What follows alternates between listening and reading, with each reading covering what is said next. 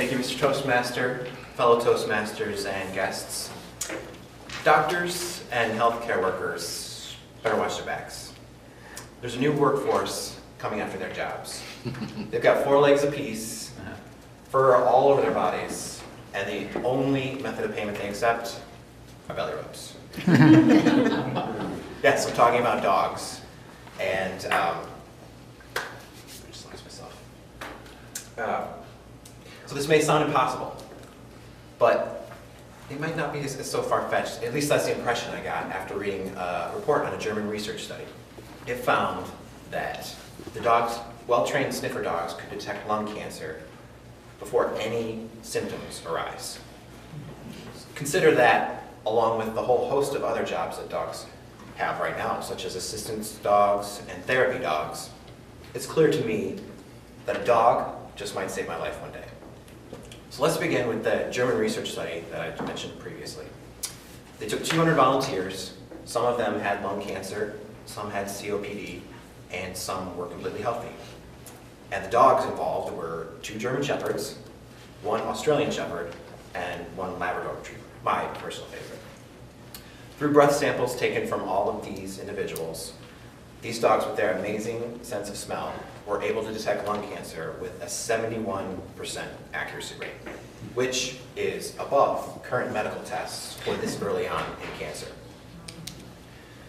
So this has amazing implications. And furthermore, they were able to rule out cancer with a 93% accuracy rate. It has amazing implications because the earlier you can detect, the better you can treat, and I have no doubt that this will help to save a lot of lives. In addition to early cancer detections, dogs have been faithfully filling medical assistance roles for years. There's the well-known well-known assistance dogs, such as guide dogs and leader dogs, that help both blind and deaf people kind of navigate their lives and keep them safe. There's also new assistance dogs that are taking on even more complex abilities.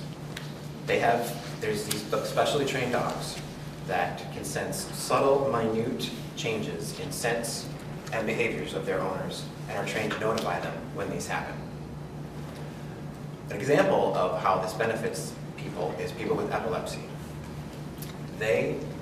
These dogs are able to detect the oncoming seizure anywhere from 15 minutes to 12 hours ahead of time. And it gives these owners the volition to seek medical prescription or medical assistance or get to a safe place.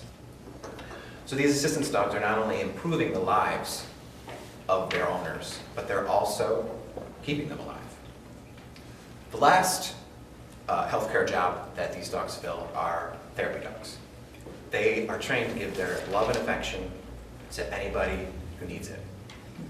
Some of these individuals are injured war veterans, people with terminally ill diseases, people in nursing homes, and people with learning disabilities. They walk in and give their unconditional love to these people, and it has an immediate impact on their mental well-being. It reminds me of something I saw in the news recently for kids with learning disabilities and their ability to learn how to read. Traditionally, in a classroom setting, it may involve kids reading aloud amongst their peers. There's a lot of stress and a lot of potential embarrassment for people who are a little behind the curve as far as learning goes. So this library decided to try something different. They got these kids, gave them their books, put them in a room, and plopped a nice, calm greyhound right in front of them, and just told the kids to read to the dog. What happened was they were able to, their mood lifted, these kids, their stress went away, and they just continued to practice with these dogs. One of the kids said, I'm talking to this person, and if I make a mistake, he doesn't care. He's just sitting there. So it really, so what it really shows is dogs can improve people's lives just by being there. So to sum up, dogs are really special animals. Having one as a pet can enrich your life and lower your stress. But as I've illustrated today, their abilities are just starting to be tapped. They can sniff out cancer, They can tell you when a seizure's coming. And they can give the love and affection to so many people that need it. So we call them man's best friend. And I think that sells them a little bit short. I think a better term would be man's guardian angel.